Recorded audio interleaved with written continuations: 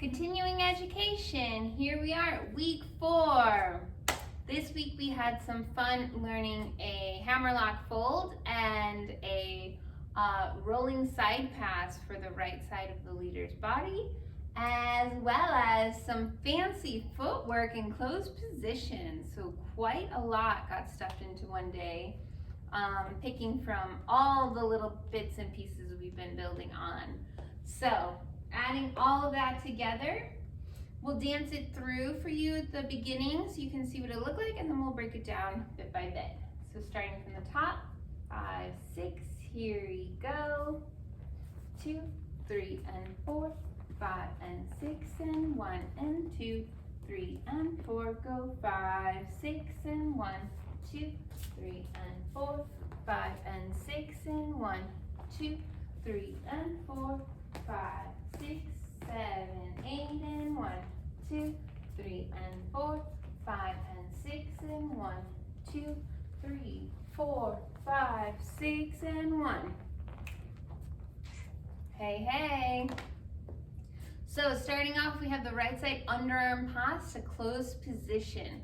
Something you learned in Intro to West Coast Swing. Underarm, catch the back in closed position. Leaders, instead of squaring up to your follower in 5 and 6, you rotate your shoulders and open your body as you go back for 5 and step out for 6 and start to open your shoulders on the left, turning your foot and your knee out. This tells the follower you continue going for the next and the next and the next and the next.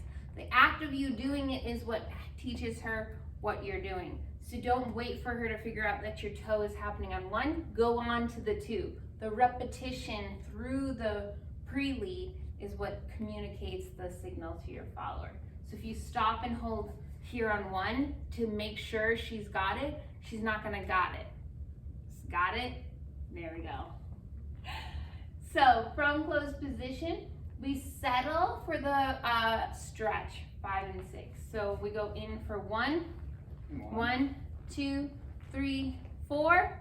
Mark's taking his time, resetting us for 5, 6. You're grooving, walk, left side, pass, send her out to open and extended. From here, we have the fold to the hammerlock. Leaders prepping for a rotation on count 2. So you start 1 direction, 2 prep. So she opens towards her hand. From here, you lower and rotate the hand. There's your hammerlock lead. Followers, we bring the hand to our back as we rotate past our leader. The hand stays connected to my own body. You can see that there's a lot of space for Mark. Then as he comes through, you can either do a 5 and 6 at the end, leaders and followers, or we had the toe tapping, touch, quarter turn, kind of a segment. Toe, toe, toe, toe, and settle, stretch, 1, right?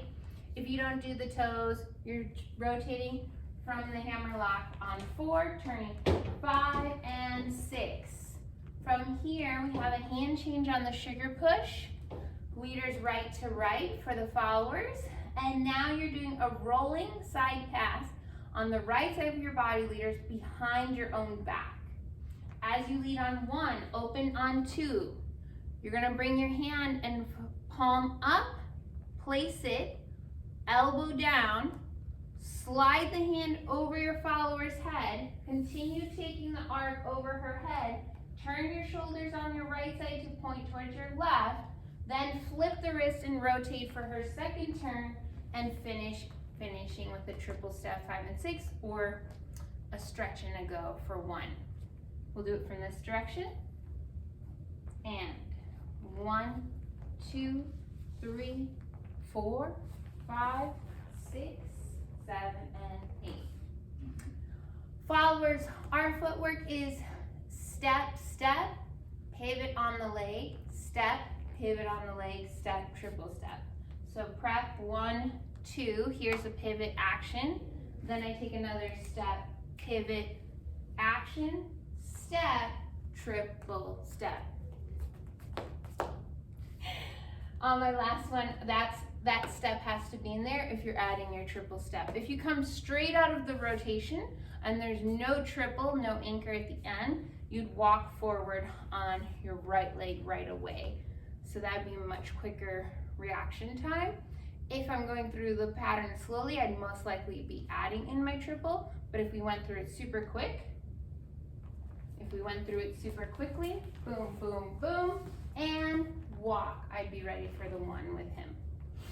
Quick note, when Rebecca was demonstrating the pivots earlier, they were large and exaggerated to show you the pivot motion, but they're actually going to be very tight and close together during this move because you don't want to travel as a follower very far from your leader, because then they can't reach their arm enough to keep it over your head and you'll end up like this and it'll pull you off balance. So you really want to keep those short, sweet, tight underneath you while you're doing this pivots and behind the leader's back. Great point, absolutely true. When I'm coming here, I'm on Mark's right side of his body, that's my first one. I'm on his left side of his body, and this is my second one. I'm staying right in front of him, finding our center of the slot. Here we are. Boom. We also offered a super cool variation for the leaders at the end to throw in their own hand change. So leaders, if you offer a hand change when you do the roll behind the back, it's your responsibility to make sure the pattern executes well. So 1, 2, 3, 4, 5, 6, and 1, right? So I don't even know that it's happening. It's something that you're clear about for yourself. Anything you want to give them on that hand change? It's really all about making sure that you safely execute with the follower their turns, that first set of turns, right? This turn, now I can come in, now that she's on the other side of me, I have turned, twisted to face her. Now I have the option to sneak my hand in and finish out that second turn. That is gonna make it the easiest for you, is getting that first turn is really the hard, complex task. You get that out of the way and get it done, and then you can quickly sneak that hand change in for the easier part at the end. All right, that's it for today, you guys. Have a great week. We'll see you next time.